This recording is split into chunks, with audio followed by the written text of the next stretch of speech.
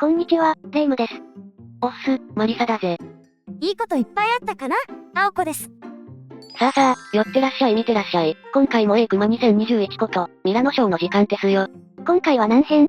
異教の地、海外メーカー特集だぜ。デザイン、価格、ステータス、どれを見ても素晴らしい、まさにスターなバイクたちですね。国内メーカーとは違った魅力と歴史を持つ、欧州メーカーのバイクを、サクッと考察してくぜ。いい夢見ろよ。慎吾ちゃんか。それでは、青月電子台、今回もスタートです。では、ゆっくりしていってね。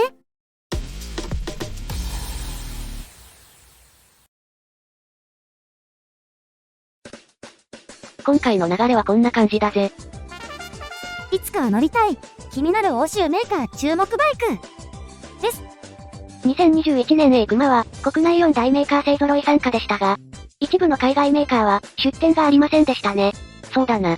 昨今の状況を踏まえてか、クマ出展を取りやめ、インターネットでの個別開催を選んだメーカーが結構あったからな。例えば、欧州メーカーのブカテ、BMW、ハスクバーナ。欧米メーカーでは、ハーレーダビッドソンやインディアンも出展なしだ。あら、残念。でもネット民としては、あまり関係ないですね。だな。今はネットである程度情報収集できるしな。今回紹介するバイクは、特に実車を見かけることが稀、ですしね。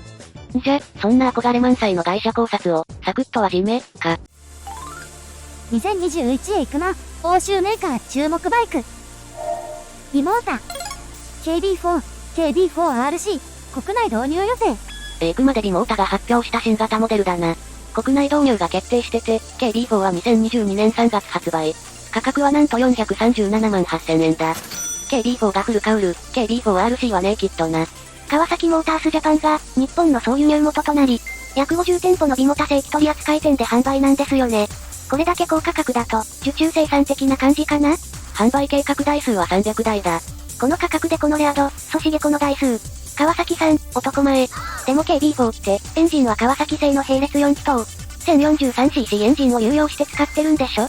なのに、何でこんなに高いの？その理由は、ビモータ独自の開発理念にある。その理念の実現のため、ビモータのバイクは一貫して手組生産なんだよ。ほほう。パワーユニットは他社の優れたエンジンを使い、それ以外は全てビモータが設計開発組み立てしてる。車体開発に専念したメーカーだな。最近のパワーユニットは電子制御満載じゃないですか。そのあたりの制御はどうなるの？まさか？心配するな。ハンドメイドだからローテクではなく、IMU を使った車体制御、クイックシフター、クルーズコントロールなど、ちゃんと最新制御技術も取り込んでるぜ。川崎提携の強み、最強武器装備スタートですね。ちなみに KB4 って名前は、川崎製エンジンを積む、ビモータの4機種目、って意味だ。忍者の魂が、職人の国の技で、新しい命として誕生したんですね。生まれた時点で最強の KB4、国内お披露目が楽しみだぜ。MV アグスタ、F3、RR、国内導入予定。MV アグスタのスーパースポーツシリーズ、F3 の最高峰モデルだな。その名も、F3RR だ。二つですね、勝った。何の勝負だ。エンジンは水冷並列3気筒、DOHC4 バルブ 798cc エンジンを搭載だ。出力は 147HP。HP？ 普通馬力、ホースパワー HP の略だ。HP と馬力はほぼ同じで、149馬力だな。そしてこの魅力的なフェアリング。こいつは240キロ走行時において 8kg のダウンフォースを発生させるぜ。フィンの迫力に負けました。それに、想像できない性能です。ちなみに、値段も思いつきません。価格は、324.5万円だ。結構なお手前で。2021年12月から国内デリバリー開始だぜ。お次は、同じく MV アグスタのアドベンチャーモデルだ。5.5、9.5、発売未定。ラッキーエクスプローラーカラーリングのアフリカンラリーモデルで、価格は未発表だ。なんか、色々聞きたいことが。はい、喜んで。この柄って、ラッキーストライクですよね。なんでエクスプローラーなの？俗に言う、タバコ関連のサブリミナル広告だな。GO とか、ミッションミノーとかと一緒ですか？知ってる人にはタバコブランドに見えるから、宣伝効果はあるってことだ。じゃ、カジバとか、アフリカラリーは？カジバは、今は無期イタリアのバイクメーカーだ。バイクの元ネタは、カジバがパリダカールラリーに挑んだ時の車両。その名は、カジバエレファント。クリクリお目目もそっくりですね。カラーリングもな。で、カジバと MV アグスタの関係って？カジバは過去にドカテ、ハスクバーナーなどの欧州二輪車メーカーの多くを傘下に持つ企業だった。1996年に MV アグスタを買収し、社名をカジバから MV アグスタに変更し、今に至るぜ。あ、思い出した。カジバって、個性的な、V ラクトールを作ったメーカーでしたね。カジバは、色々興味深いマシンを手掛けてるから、気になったらググってみてくれ。というわけで、カジバのラリーマシン、エレファントの復活プロジェクトが、ラッキーエクスプローラープロジェクトだ。私は、5.5 が好みですね。元グッチ、V100 万レッド、国内導入未定。元グッチ創業100周年記念を込めた社名を持つ、V100 万デロだな。マンデロ？元グッチの本拠地、イタリアのロンバルディア州の地名から取った名前だな。地名から取った車種名といえば、マラネロとかモデナとか、プリムス札幌などがあるな。それ車です。なんで札幌？で、このバイク、見どころたくさんなバイクなんですよね。そうだ。元グッチが、次の100年を目指すためのモデルとして発表したバイクで、アダプティブエアロダイナミクスに、水冷縦置き V 型2気筒エンジン搭載だ。あれ？元グッチといえば、空冷でしたよね。そうだ。で、あの独特な張り出したシリンダー。このエンジンもついに水冷化ですか？そうだ。やっぱり、ラジエーターが目につきますね。そうだ。エンジン造形の美しさを残した空冷型も、ぜひ残しておいてほしい、と思う。その話は置いといて。で、今回の目玉機能、アダプティブエアロダイナミクスってのは？制御調整機能だ。ここについてるぜ。このパネルが開き、ライダーへの風量を調整、快適性向上を図ってる。まるで、戦闘機のスポイラーですね。戦闘機といえば、PV にも登場する。まさにモンデロは、テストフライト中に亡くなった、ジョバンニへの手向けだな。アプリリア、SR、GT、国内導入予定。SRGT は、アプリリア発のアーバンアドベンチャースクーターだ。あ、ADV150 の対抗馬。排気量は 125cc と 200cc の2種類で、アイドリングストップ、スマホ接続などの機能があるぜ。サイドカウルの A の文字や、3連ベッドライトが、アプリリアのスポーツモデルを連想させますね。国内では2022年春頃に、200cc モデルが導入予定だな。RS660 リミテッドエディション、国内導入未定。これまた派手なバイクで、このバイクは、2021年にアメリカで行われた、レースシリーズ元アメリカの参戦マシンで、2気筒クラスのツインズカップシリーズの優勝記念として発表されたマシンだぜ。で、何がリミテッドなの？正常機をモチーフにしたカラーリングと、スタンダードより大型化したスクリーン、シングルシートカバーや、クイックシフターなどのレーシングパッケージを標準装備だ。エンジンは 659cc の水冷並列2気筒で、馬力は約101馬力、車重は 183kg、シート高は 820mm。限定1500台、現時点では国内導入未定だぜ。国内スタンダードが 139.7 万円なので、150万円ぐらいか。CBR600WR のライバルですね。ミドル SS 好きとしては続報が気になるところだ。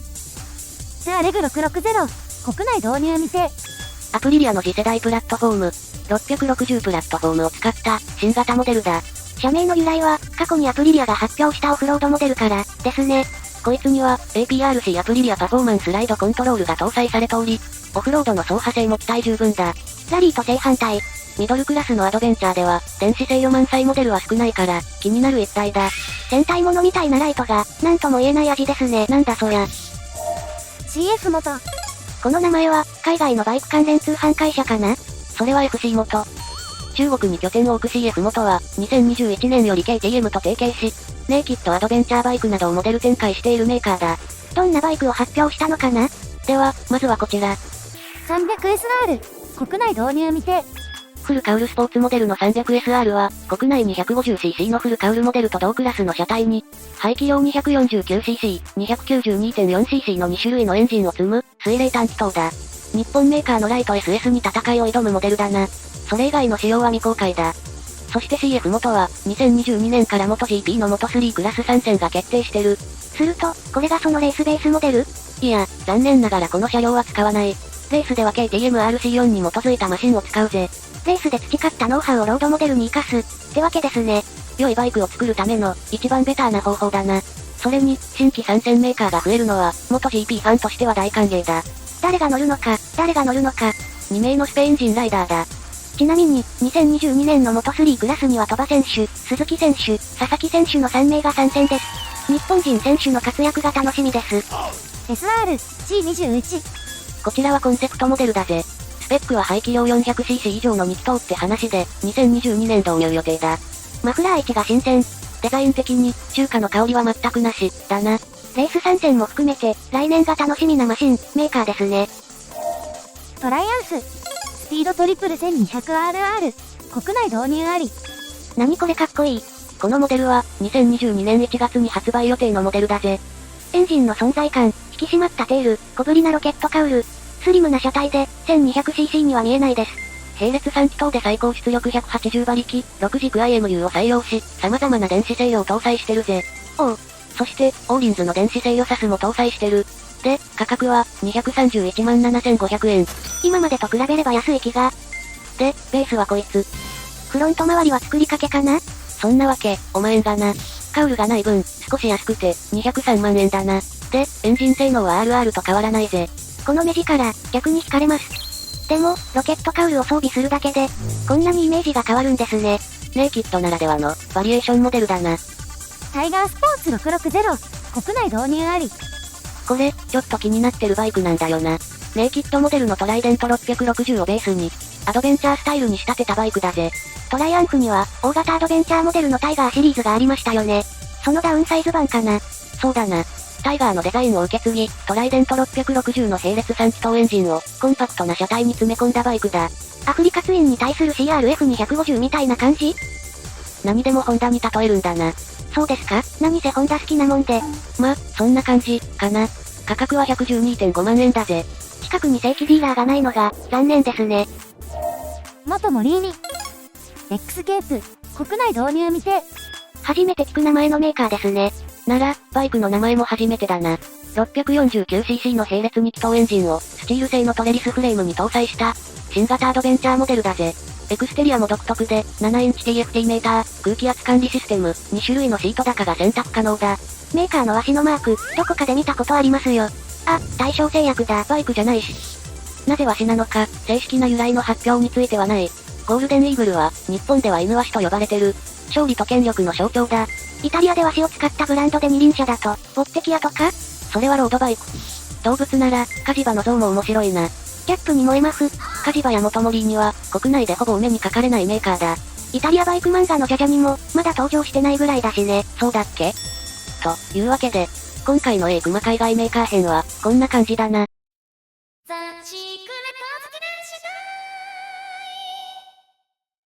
あれ？これで終わり？出展を見送ったメーカーの新型バイクは紹介しないの？ BMW とか、トカキとか、KTM とか。